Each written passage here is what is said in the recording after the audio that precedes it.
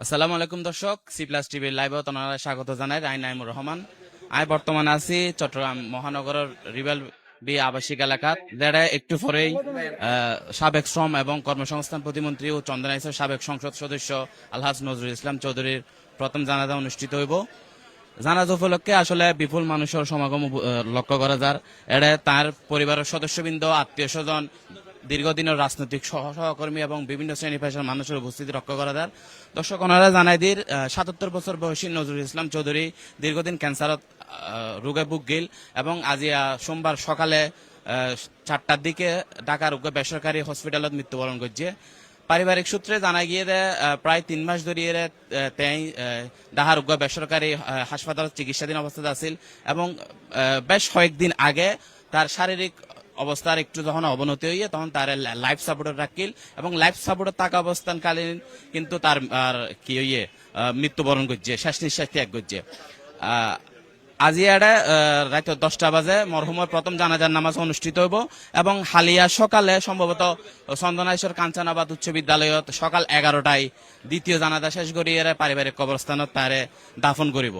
আরো যখন এটা আসি তখন দেখতে লাগি যে ওর দীর্ঘদিনের রাজনৈতিক বিভিন্ন সহকর্মী, বন্ধু বান্ধব, আত্মীয় স্বজন, শুভাকাঙ্ক্ষী অকল কিন্তু জানাজাত উপস্থিত হইয়ে এবং তারা মরহুমের শোক সন্তপ্ত পরিবারের প্রতি সমবেদনা জ্ঞাপন করছে।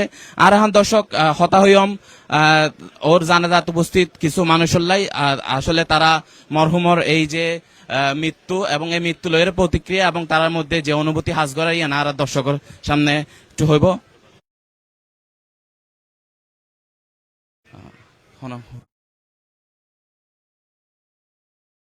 বিদ্যালয়ে ওর দীর্ঘ রাজনৈতিক জীবন এবং ওনার মৃত্যু, আসলে ওনার প্রতিক্রিয়া কি, অনুভূতি কি?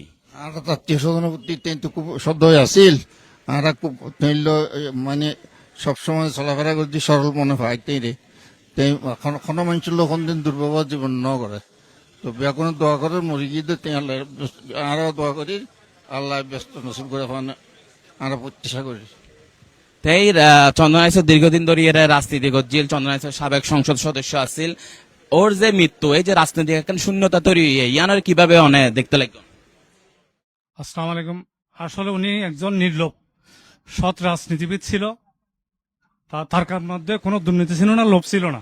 তবে আমরা এমন একজন রাজনীতি নেতাকে হারালাম, তা অপূরণীয় ক্ষতি হলো আমাদের। সে কোনো দলীয় ভিত্তিতে কারো পক্ষপাতিত্ব ছিল না। একজন সৎ এবং নির্ভীক এবং যোগ্য একজন ছিল, কিন্তু আল্লাহ তাকে অকালে নিয়ে গেছে। এটা আমাদের জন্য দুর্ভাগ্য।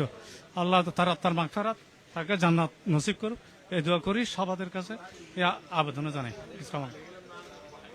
এই যে নজরুল ইসলাম চৌধুরী মারা গিয়ে ওর সুখ সন্তপ্ত পরিবারের প্রতি ওনার কি বার্তা থাকে?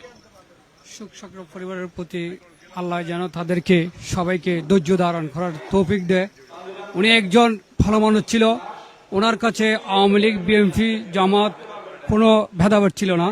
উনি একজন ভালো মনের মানুষ ছিল। উনি সবাইকে এক চোখে দেখত।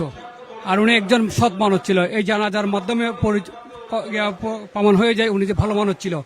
উনি অত্যন্ত ভালো মানুষ ছিল।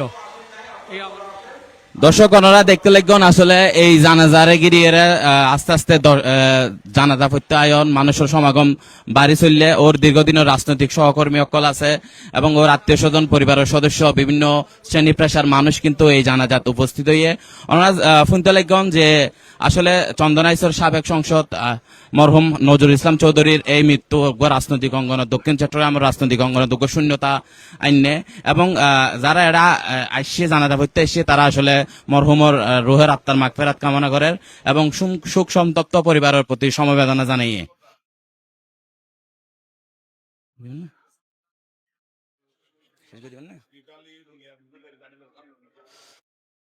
দর্শক আসলে একটু পরেই জানাজা অনুষ্ঠিত হইব এবং আজিয়া রাতিয়া জানাজা শেষ করিয়ে দ্বিতীয় জানাজা হালিয়া সকালে চন্দনাইশ্বর কাঞ্চনাবাদ উচ্চ বিদ্যালয়ত অনুষ্ঠিত হওয়ার পরে আনুষ্ঠানিকতা ব্যাকিং শেষ করিয়ে কিন্তু মরহুমরে পারিবারিক কবরস্থানত দাফন করা হইব।